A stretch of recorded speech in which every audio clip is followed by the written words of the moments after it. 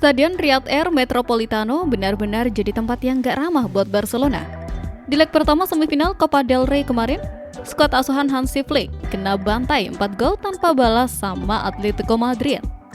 Yang bikin nyesek, semua gol itu tercipta cuma dalam satu babak. Baru menit ke-7, Eric Garcia sudah bikin gol bunuh diri gara-gara koordinasi lini belakang yang berantakan. Setelah itu, Barca seolah kehilangan arah. Griezmann, Ademola Lookman, sampai Julian Alvarez gantian nyekor dan menutup pesta di babak pertama. Diego Simeone bilang kalau anak asuhnya main pakai hati dan intensitas tinggi.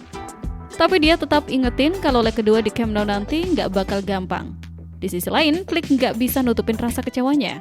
Dia bilang susah buat menang kalau tim kasih hadiah gol di menit awal, apalagi mereka lagi compang-camping tanpa Rashford dan Pedri. Sekarang, Barca punya misi hampir mustahil buat ngejar defisit 4 gol di bulan Maret nanti. Geser ke Inggris, Arsenal kayaknya lagi mulai goyah dalam persaingan gelar Premier League. Main di kandang Brentford, The Gunners cuma bisa bawa pulang 1 poin setelah ditahan imbang 1-1. Hasil ini bikin jarak mereka sama Manchester City makin tipis, sisa 4 poin saja. Arsenal sebenarnya sempat unggul lewat sundulan Noni Madueke di menit ke-60. Tapi cuma bertahan 10 menit sebelum akhirnya Brentford balas lewat Kenny Lewis-Potter.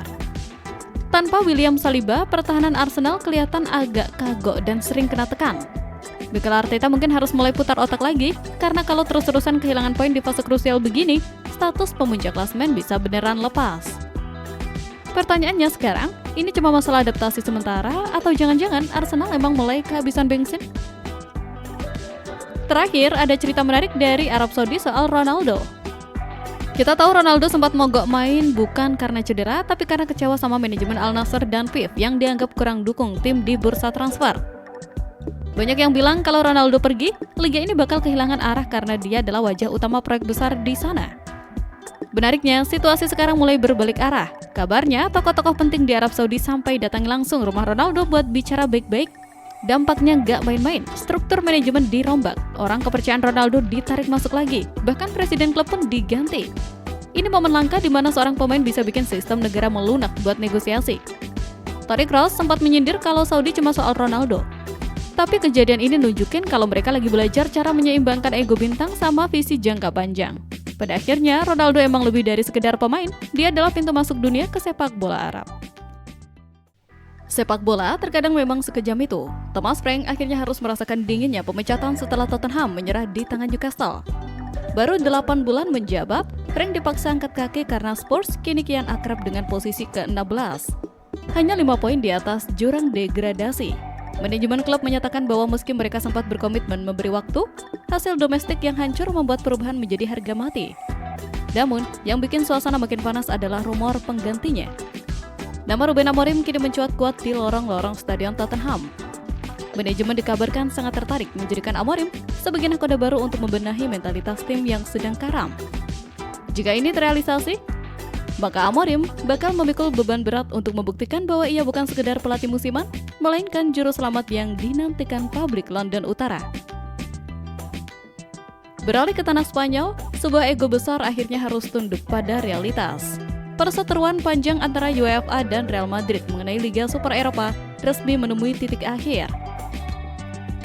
Kabar ini seperti sebuah pengakuan bahwa sepak bola tetaplah milik rakyat, bukan sekedar komoditas klub elit.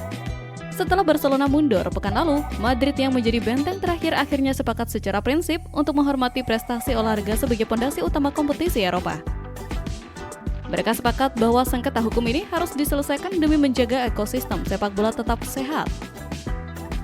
Proyek ambisius yang sempat ingin memisahkan diri ini akhirnya runtuh total di bawah tekanan supporter dan liga-liga besar.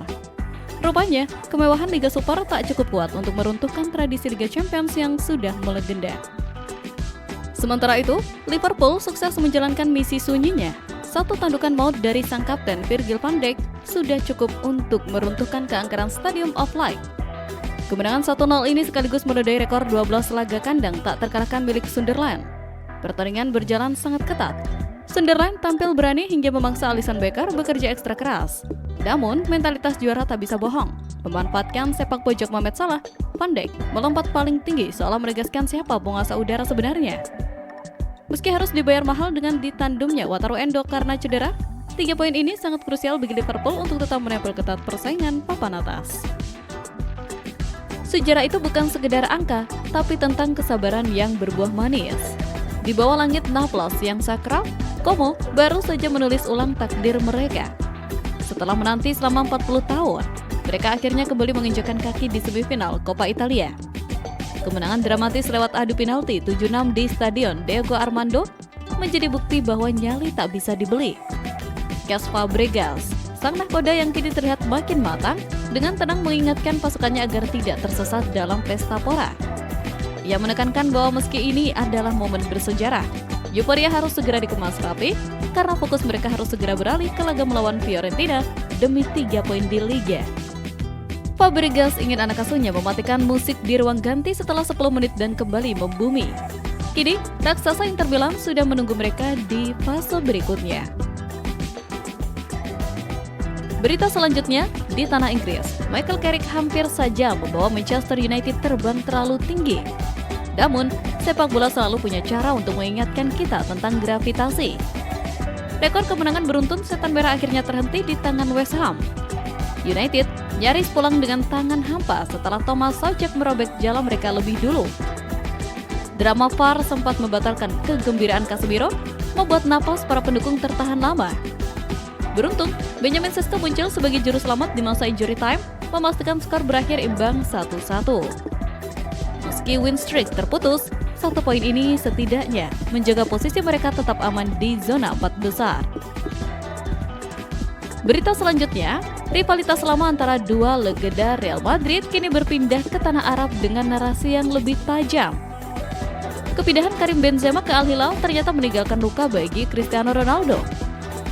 Kabar yang beredar menyebutkan bahwa Benzema mengirimkan pesan yang cukup provokatif kepada mantan rekannya itu.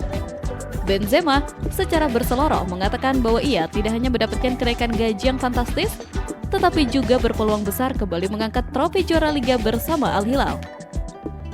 Pesan ini kabarnya membuat malam Ronaldo yang baru saja menginjak usia 41 tahun terasa kelam. Di tengah dominasi Al Hilal di puncak klasmen, drama ini membuktikan bahwa ego para juara tak akan pernah padam, meski di bawah terik matahari gurun sekalipun.